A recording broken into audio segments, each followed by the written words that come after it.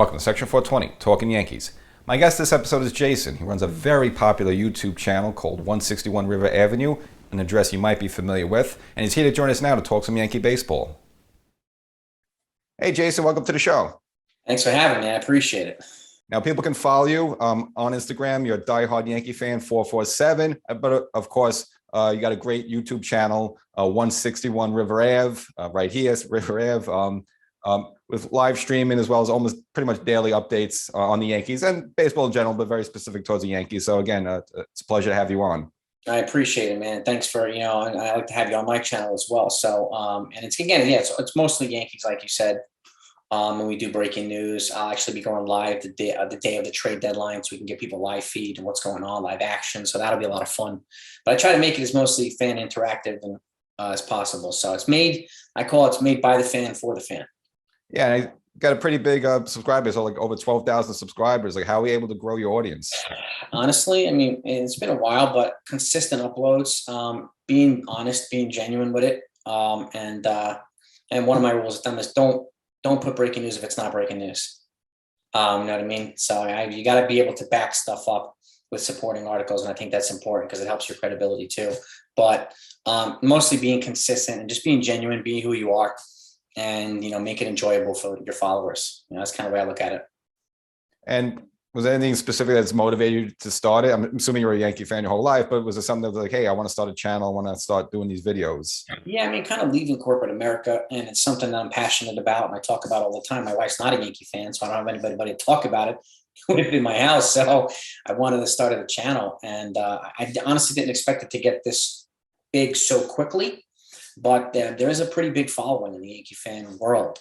So, and it's nice to have, to learn from different perspectives and share different perspectives. And I think one of the things that helps it grow is the people that contribute to it, right? The viewers, the people that give their own opinions and perspectives. To me, an open dialogue makes the channel better rather than people just listening to me, telling me I'm right and all that stuff. So I think it's important to get everybody's perspective because it's a huge community, as you know, the Yankee fan community. So that's kind of the way I wanted to do it. And I want to continue growing it to be hopefully one of the best, Yankee YouTube channels out there. So look at this team, obviously, I was joking around with you the other day and I reached out, like, there's not much to complain about, but of course, we'll find things. And I guess the number one is this whole situation with Gallo. We're kind of waiting for him to turn it around a little bit, but it's just like the batting average is really getting bad. And even if you look at other options, like, if Hicks played better, maybe, Hicks could get some more playing time, but he's not really doing that much better. So it just seems like the two gaping holes are Gallo and Hicks in that way. Now, you can't have a perfect team, but you think Brian Cashman is going to look to upgrade with any of those two somehow? Or is this sort of like, hey, like, you know what, we're doing great, we'll just ride and die with those guys, and we can't have a perfect left field, or, not every team can have a perfect left field situation? The way I look at it is I think Brian Cashman has to make a couple of important decisions, right? Number one is either play the kids like Andujar and Florial, and if you're not going to play them, trade them for players that you will play. Right, because you're clearly not getting what you need out of Gallo and Hicks, right? And it's unfortunate, but it's true. And so it's I think it's a reality that they need to face. And who are they going to bring in if they do make a trade that would be the right fit? I would say that the best player is not always the best fit, right? And the best fit for a team that has kind of great chemistry is important. So we've talked about Andrew Benintendi and Ian Happ, talked about Brian Reynolds. What are they exactly looking for, right? And one of the things about Cashman is he never tells you anything. He never tells you what they're looking for, what they need. He just goes out and gets it and makes moves that nobody's thinking about, like Clay Holmes and Jose Trevino. So I do expect them to probably move Gallo because contractually it's easier to move. Hicks has 3 more years of $10 million per. And in hindsight, it looks like a reasonable contract, but his production is not supporting that right now. So if he was producing normally or a decent production, his contract would look like a steal and would be easier to trade. But unfortunately, that's not happening, right? So I do expect them to make some type of move. But in combining that in, you have these guys, Andujar and Florial, who are very productive at AAA. And Andujar has been productive at the major league level. Not so much Florial, but they've played well enough to justify give them a little bit of time up here, in my opinion. And if you're going to give them time, or you can send them up now, and even if you sit Gallo or Hicks for a little while, let them work things out, or let them work with the hitting coach. Play these kids, because I don't think, like Florial getting the 27th, Andujar getting the 27th man in the doubleheader. To me, I consider that garbage time, because that's like once every month, and it's it's very hard to be productive at the major league level if you're hardly ever playing. So, and again, this is not like high school baseball. This is major league. You're hitting great pitchers every game. So it's really hard if you're not getting some kind of consistent playing time to be productive. So I think if they're going to play Andujar, keep him up here for a little while. If you're going to play Florial, keep him up here for a little while. Let them justify just keeping them up here. And if they don't, then you can trade them, or at the very least, keep them up here while you're looking for a trade. It gives you more flexibility, and you're getting more production from the positions that you're not getting production from right now. So, and I understand it's tough because those other guys are locked into big contracts, and it's very unpopular to sit guys like that. I get that, but you know, at the end of the day, the Astros are going to get better. You know, they're going to make additions, right? So are the Rays and the Dodgers and some of the teams that we're going to be most competitive with. They're going to make additions. So the Yankees have to figure out a way to hang with them. Like right now, as you saw with the Astros series, their offense struggled with their good pitching against their good pitching. So we need some contact hitting. And personally, Brian Reynolds seems to be the most better fit, in my opinion, than everybody. Like Juan Soto is the guy to shoot for but he's very unrealistic. He's probably not going to be moved, and Brian Reynolds will cost a lot of money, but he solves the leadoff hitting problem, in my opinion. He's a switch hitter. He's heating up. He's got 3.5 years of control. If he's not a free agent until 2026, that's the type of controllable player that's perfect here. And again, if you put him at the top of the lineup, it makes it easier, in my opinion, to kind of set the rest of the lineup, because there's no consistency in the top two hitters in the order with the Yankees. It's kind of rotating. So I think with that semblance of consistency at the top, and yes, it will cost Jason Dominguez and some other guys, but it would be worth. I think it would be worth the investment, if that makes sense. It does, and I think the Yankees are lacking a leadoff hitter. Like I'm not a fan when Boone bats Judge or like Rizzo first. I mean, I know it really doesn't matter once you go the lineup one time, but yeah. But I guess and also, you know, the failures, or I guess the poor play of Hicks and Gallo has forced them to play Judge and center a lot more than I think they want to. And I think, you know, I think that's just out of discourse, not getting production out of center field. So over the long term, I think they'd rather have Judge playing in right. I'd rather see Stanton DH. But again, this because Gallo and Hicks have been struggling, it's almost been forcing Boone to put a Judge out in center. So at some point they do have to solve the situation, because all Gallo really gives you is a glove at this point. And that's it. Yeah, and playing out of position at some point could come back to bite them. Like I worry about playing Judge too much in center field, but it's durability, right? And I do think playing Stanton a few times here and there helps his productivity. I think it keeps him better engaged in terms of his hitting on the hitting side. So I would be rotating Stanton and Judge, DH and right field. And then you put somebody in. So I keep going back to Brian Reynolds because he's the perfect fit to me in center field. And then you can easily position these guys otherwise, man. Because I think Judge hitting second or third would be better than him hitting first. He gets more RBI opportunities, right? So does Stanton, so does Rizzo, so do these other guys. And you have a guy with speed at the top, a guy like Brian Reynolds who steals bases and does these other things, puts them in a table setting position where you can even bat DJ second, who's their best contact hitter, and then you bat Judge third, and you kind of tile it down. So it closes the holes at the bottom and adds some pieces at the top. It makes it a more balanced and complete offense, and at least in my opinion. And again, the switch hitter in Brian Reynolds makes for better lineups, more creative lineups, and gives pitchers more problems on the opposing side. So, but you're right. You make a good point about Judge and, playing out of position too much. And again, he's not a leadoff hitter. Neither is Rizzo. I love what Judge is doing, but we got to protect him. Especially if they're going to keep him and extend him after this year, they're going to have to protect him. They're going to keep him healthy, right? So that's the other conundrum. That's the other situation. Do they do that, or do they get a guy like Reynolds and let Judge walk? Because again, the only two guys I would justify letting Judge watch would be Soto and Reynolds. It would make it a little bit more justifiable, and that would be a very unpopular decision, obviously, because he's the franchise player. But if you can get a guy to replace some kind of semblance of offensive production, a guy like Reynolds or a guy like Soto has to be the way. I don't think Benintendi or Ian Happ are going to move the needle enough to become that much of a difference maker to put them over the top. Because I do see the Astros getting somebody like Wilson Contreras, which will make a difference for them, right? I could see the Tampa Bay Rays getting somebody like Frankie Montez at the trade deadline could make a difference for them too. So who's going to really move the needle for the Yankees? And to me, Brian Reynolds is like kind of the ideal fit because he's not as expensive as Soto, but he's also more expensive, but better than Happ and Benintendi, if that makes sense. So what's your perspective on that? I want to know what you think. Yeah, I mean, well, play devil's advocate a little bit. It's just funny that if you have in mind that you can have Judge for the long term, you wouldn't be playing him in center field as much. I wonder if there's this little piece in like Boone and Cashman's mind that figure, hey, we're not going to have this guy, so let's just get the most out of him this year. But that's a little. I don't see that in that way. But I think it's with Judge, for example, as the season goes on, I think they are going to have to do, said, rotate more in right field because they're not going to be able to continue that. And I just don't think I don't think they're going to make any big moves. Reynolds would be great for them, but there is something to be said about, team chemistry and so forth. And we don't know what goes on in that clubhouse. And, maybe we can't see it because we're not in there, but if you move Hicks or Gallo, maybe that has a negative effect, even though they're not producing on the field. But it could, we don't know all these relationships in there. So I just think a situation where they're not going to really look to rock the boat. Again, it would be nice to get something like Reynolds, but I think they're kind of just going to ride and die with it and say, hey, look, we got to this point already.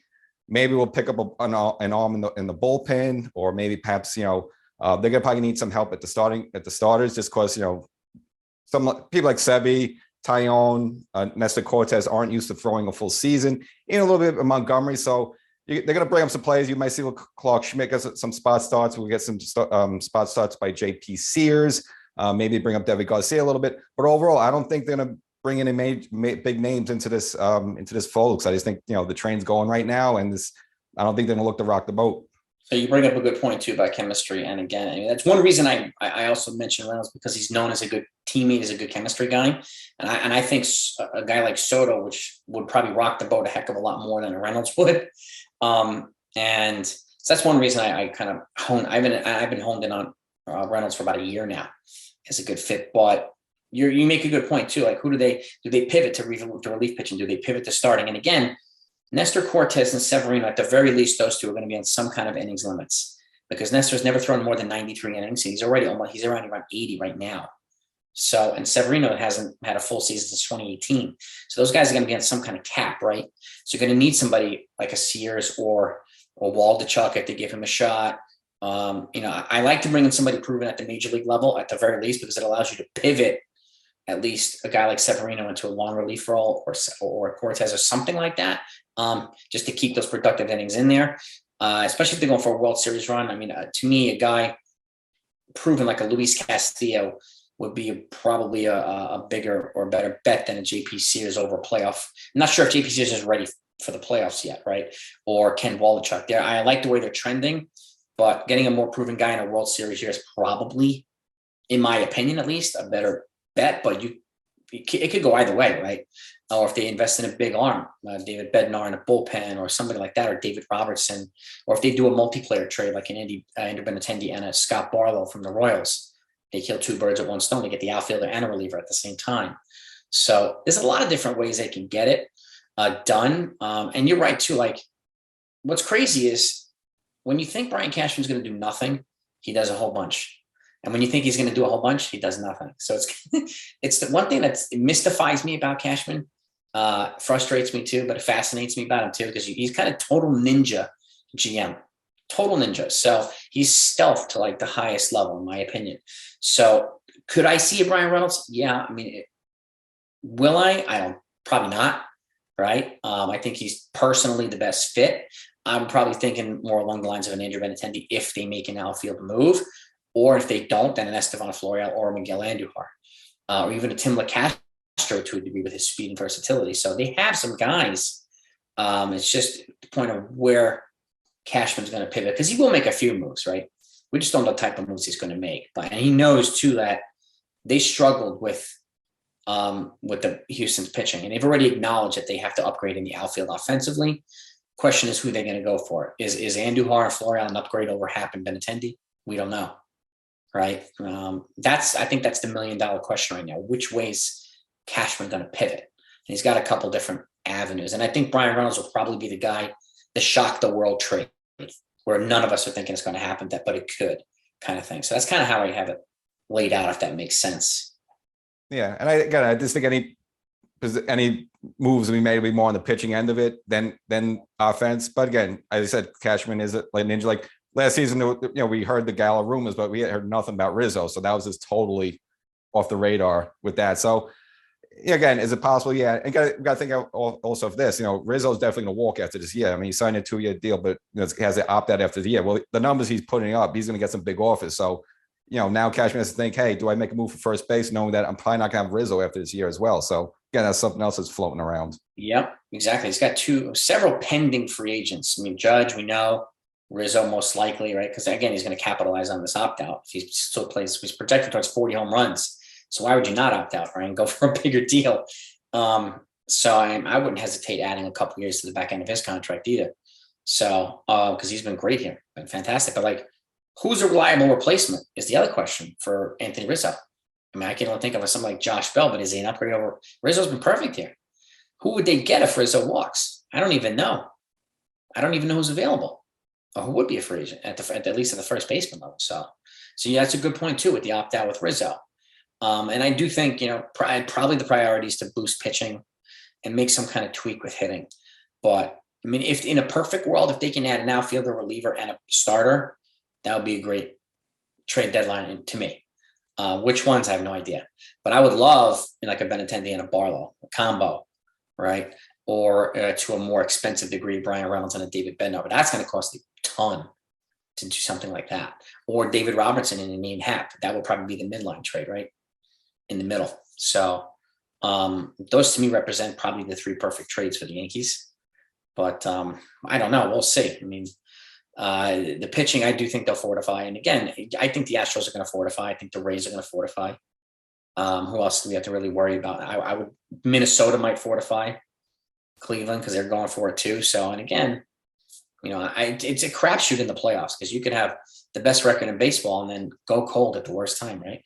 Or another team gets hot. It just happens that way. It's unfortunately, there's only so many like 72-win Chicago Bulls team where nobody's going to beat them. Like, you know what I mean? So it's tough in the playoffs. And again, it's a long season and they have to stay healthy. That's the other thing. So, which I hope they do.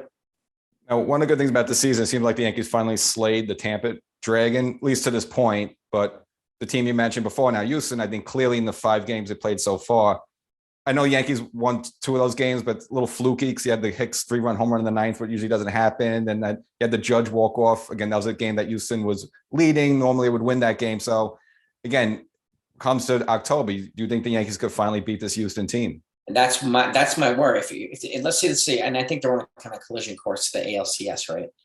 I would give Houston probably a slight advantage right now in that series. And I hate saying it as a Yankee fan, but this is where I think the Yankees need to kind of make some moderate upgrades. And it doesn't necessarily have to be monster upgrades, but some incremental improvements that I think could put them over the edge. And I think that's probably where Brian Cashman's calculus is, right? What kind of moves do we need to make? Because we know he hates overpaying for trades. He hates overpaying in free agency. So he tries to extract as much back as possible. So he is stingy, but he's also a brilliant tactical negotiator. Like, did anybody think Clay Holmes would be what he was? I never even heard of him before they traded Hoyt Park. And everybody's hair was on fire when they traded Hoyt Park because he was very popular. But look what we have now. Nobody heard of Jose Trevino, but my goodness, right? This is the magic that Cashman works, where he's looking for guys where nobody's even heard of or expecting. So I expect something like that to happen with Cashman. I expect him to probably make a move that we expect and make a move that we don't expect. And to what level, I'm not sure. But, it's stuff like that where I think those moves need to happen if it's going to put them over the Astros in my view. So what's your take? Do you think who has the edge right now in a 7-game series?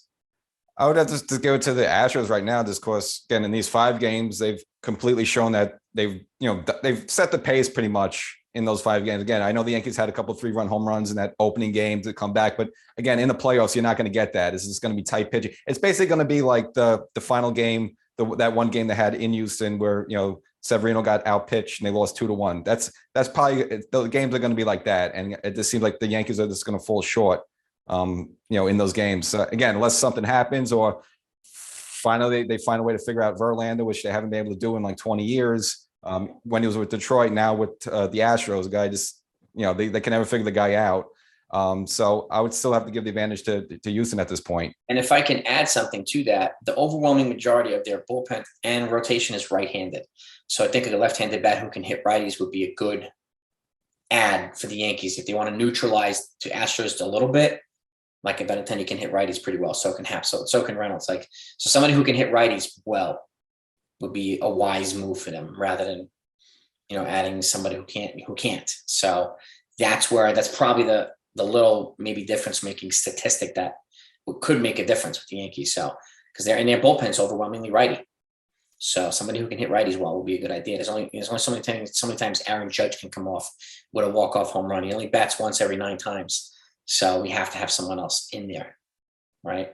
I think the only good news is that the Yankees, they got to some of the Stanek, they got to Presley a little bit. So maybe they plays in their head a little bit. I mean, they're professionals. I'm sure they could just take it out and go to the next game. I would say the only clear advantage is that at least the Yankees almost like, haha, we could get to your pen if we want to. So that'd be like the only edge the Yankees would have. But the starters, you get some like Christian Javier shutting the Yankees down for like one hitting them for 7 innings, stuff like that.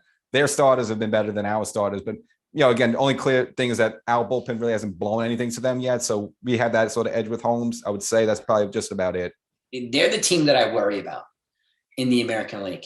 I don't worry about any team in the National League as much as I do the Astros in the American League, unfortunately. So, I mean, the World Series to me right now is going to go through either Houston or the Bronx, right? And that's kind of the way I look at it. So they've got to do what they need to do to get better in a way that specifically targets neutralizing the Astros. So I don't think Tampa Bay is going to make it that far. I don't think Boston's going to make it that far, even though they're good enough to do it. It could happen. But Houston's the one that I think any deadline trade should be somewhat thought of as in a way of neutralizing them. How do we get past Houston? Because we have to in order to get to the World Series. And I think it's important also to get the best record so we can have the home games, because I just feel uncomfortable in that Minute Maid Park. There's a few parks I hate playing in, Minute Maid Park, in Tampa and Boston. Like, even if you have a 10-run lead, I just never feel comfortable in those ballparks. Yeah, and I don't want to play a 1-game wild card with any of those teams. Oh, wait. Heck no. Yeah. Like we did last year, no thank you. So, yeah, no thank you. I agree with that 100%. Now, again, also here in New York, Mets also having a really good season, getting DeGrom back soon, Scherzer back at some point. Well, now they had a little taste of interleague action at the end of this month. I mean, as a Yankee fan, do you enjoy those games? Because it's really like we can't win. If we win, well, yeah, the Yankees should win. But if we lose, like, haha, Mets won. It's like, do you look forward to those games, or there was this uncomfortable for you to watch? They do make me nervous, and but not as much as Houston does right now. Houston's, they seemingly have our number, and generally the Mets usually have the Yankees number in Citi Field, and then vice versa. The Yankees have the Mets number in Yankee Stadium. So, but that said, this is a heck of a lot different Mets team than we've ever seen. So with Scherzer and DeGrom and all the other guys they've added, Starling Marte, Eduardo Escobar was playing like an all-star right now.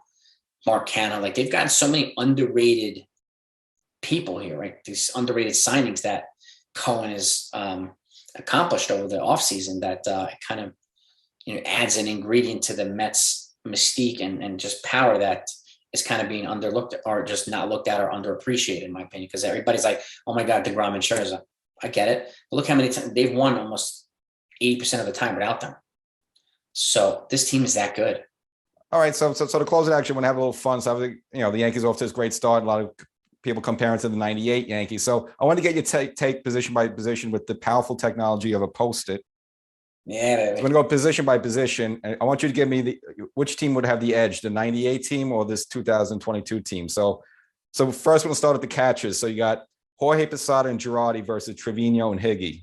Who would you go with? I'm going to go with the 98 team. Now this one's tricky. First base, Tino or Rizzo? Oh, man. Right now, probably Tino, depending on how Rizzo does in the playoffs. He's never been in the playoffs with the Yankees, really, but Tino was clutch. He came up big in a lot of different situations. So I got to give it to Tino right now because he was money for the Yankees in the postseason, but not by a lot. All right, so now second base, now Chuck Knobloch, but this is the Chuck Knobloch, the good one, before you got the throwing yips versus Gleyber Torres. Knobloch, yeah. Third base, we got Brocious versus Donaldson. Brocious, yeah. Jeter versus IKF. Jeter, baby. Hall of Fame Jeter. Left field, I guess we call a mix of Strawberry, Tim Raines, Chad Curtis versus Gallo and Hicks. 98 Strawberry, those guys. So for this year, I'm going to put Judge in center. So Judge versus Bernie. Judge. Right field, O'Neill versus Stanton. O'Neill. Not by much though, because Stanton's been phenomenal with the Yankees in the postseason. So just been unfortunately, he's been on and off because of his being healthy, not being healthy. But O'Neill was clutch for the Yankees for a decade, so I got to give that tenure. But it's not by a lot because Stanton's approaching that kind of level, I think, with that production. So. All right, the starting rotation with what we got now: Cole, Nestor, and Sevy versus Cone, El Duque, Andy Pettit, David Wells. I'm going to give this rotation a slight edge. Interesting. Yeah, this rotation, just because of upward kind of top level performance. But if we go into the postseason, I'm probably flipping it. But right now, I'm giving this rotation edge just because the overall performance is better. The bullpen, which is Mariano and everyone versus Holmes and what we have now. I'm going this bullpen. But in terms of one reliever, it's got to be Mariano. Just Mariano's supporting cast wasn't as robust right now as this bullpen is. If you gave Mariano this bullpen, I don't think they'd ever lose. So according to you, I guess the 98 team wins 7-3. So there you go. Yeah, about that. And I think if you played in the World Series, the 98 team would probably win 4-2, something like that, somewhere around there. It would be a good series. But the 98 team, it just had too much of everything, right? Even their backup players, guy hit 25 home runs, Strawberry batting 300, Homer Bush batting 400 in the playoffs. Like they were everywhere. And they made the right man. That was Cashman's team too. Cashman made a lot of those moves. He brought in Chile. He brought in like Knobloch. He brought in, Brocious. Brocious trade, and he was like an MVP. Just it shows the progression of Cashman, and there's also his consistency over the last couple of years. And there's been times we've been critical of him, but his body of work over 25 years is pretty darn impressive. So, but I would give the 98 team. And again, you have 3 Hall of Famers on that team too, right? So there's a lot of guys on that team that were just at a higher level than this team is now. We have some future Hall of Famers, I think, on this team, but those guys are further along, which is another reason I kind of give them the edge.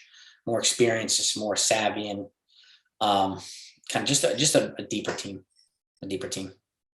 Totally agree. So, Jason, pleasure speaking with you, talking some Yankees. Again, people check out your YouTube channel. It's 161 River Avenue. Again, also like to follow you on Instagram, Diehard Yankee Fan 447. Again, fun chat with you, and hopefully have you on again in the future. Come on my channel as my guest. If you have time before the trade deadline, so we can give our trade deadline predictions. I'm game.